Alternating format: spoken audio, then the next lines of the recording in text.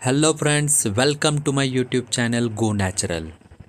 पुण्यामध्ये जवळपास सह्याद्रीमध्ये जे काही निसर्गात बदल होतात, जे काही नवीन ऋतू येतात, काहीही होणारे बदल मी कंटिन्युअसली अपडेट करत राहतो चॅनलवरती.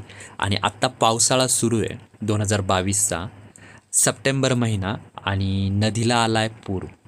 ही जी आहे मुळा नदी, नदीपात्र एरिया जर तुम्हाला माहिती असेल, जिथनं की मेट्रोचा एक ट्रॅक गेला आहे आणि समोर जो दिसतोय तो झेड ब्रिज आणि मनपाच्या जवळ जे नदीपात्र जो रस्ता जातो त्या रस्त्यावरच मी उभा आहे.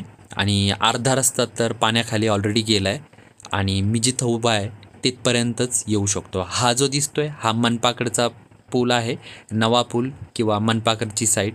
समोर हरिहरेश्वर मंदिर आहे आणि इथपर्यंतच आपण येऊ शकतो. त्याच्या पुढे पूर्ण पाणी भरलं आहे. इकडं रस्ता पूर्ण पाण्याखाली गेला आहे. आपल्या डाव्या बाजूला इकडे नाना नानी पार्क आहे, ते पूर्ण पाण्यात जातं जर अजून थोडी पाण्याची पातळी वाढली तर. मी स्पेशली इथे हा जो सीन आहे ते दाखवण्यासाठी आलो आहे. हे पाहू शकता, हा झेड ब्रिज मी थोडासा झूम करून दाखवतो. पूर्ण पाण्याखाली गेला आहे.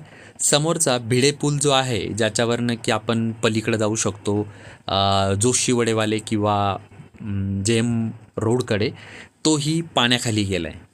तर ही जे समोरचा हा जो ओटा दिसतोय याच्यावर कपल्स बसतात इव्हिनिंगला 5-6च्या दरम्यान. म्हणजे पुण्याचा मरीन ड्राईव्ह तीही पाण्याखाली गेली आहे. तर चला, मी असंच चालत आलो होतो. आपण जाऊया तिकडे हरिहरेश्वर मंदिराकडे. आता इथून जर खाली पाहिलं, जे मेट्रोचे काम करणारे वर्कर आहेत त्यांच्या काही मशिनरी पाण्याखाली बुडाल्यात. म्हणजे रात्री ही पाण्याची पातळी खूपच वरती होती, आता कुठंतरी पाण्याची पातळी कमी झाली आहे. ही सिमेंट ओतायची मशीन पूर्ण पाण्याखाली बुडाली आहे. सो हे खूप रिस्की आहे. आणि तसं बघायला गेलं तर मला वाटतं याच्यात काही चुकीचं नाही आहे, कारण की आपण लोकांना नदीपात्रात अतिक्रमण केलं आहे, नदीपात्रात रस्ते बांधलेत किंवा नदीपात्रात घरं बांधलेत, त्याचा हा परिणाम आहे. निसर्गाला याच्या आधी पूर येत होते, कितीतरी वर्षांपूर्वीपासून हे नदीपात्र होतं, त्याच्यात पाण्याची काही चूक नाही आहे.